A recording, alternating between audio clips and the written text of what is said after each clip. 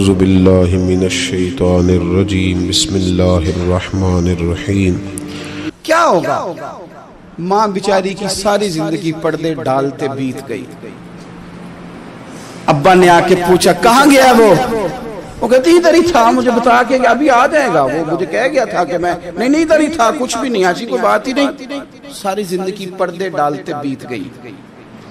ابا کئی دفعہ گھر میں لڑائی کی، بیٹے کو مارا، اماں نے آگے بڑھ کے پتر کے حصے کی مار بھی کھائی، لیکن اسی بیٹے کی شادی کر دی تو اماں کو پتا چلا کہ اوہو میں تو سمجھدار ہی نہیں تھی، میرا تو پتر مجھے کہہ رہا ہے اماں تو بھی تو کبھی سیانی ہو جایا کر، اگر وہ بولتی ہے تو تو ہی چپ کر جا، تو پھر اسے احساس ہوتا ہے کہ اوہو میں تو ساری زندگی بیوقوف رہی، میں تیرا دفاع کرتی رہی، تیرے حصے کے تھپڑ کھاتی رہی، اور مجھے آج تو نے بتایا کہ تو سیانی نہیں تھی، آج تو نے بتایا کہ تو عقل مندی نہیں تھی، اماں تجھے کیا پتا، میری بیوی کے سامنے تو ہی سیانی ہو جا۔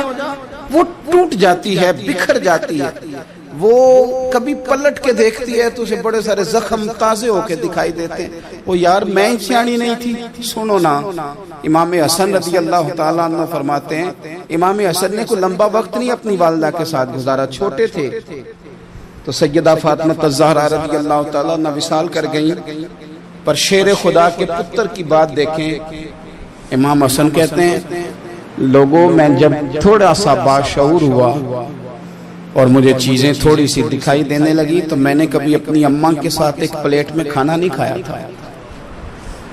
حضور ساری دنیا کھاتی ہے تو آپ نے کیوں نہیں کھایا؟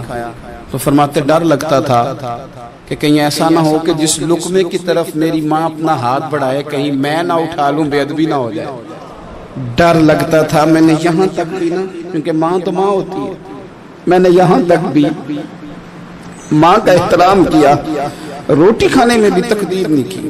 یہاں ماں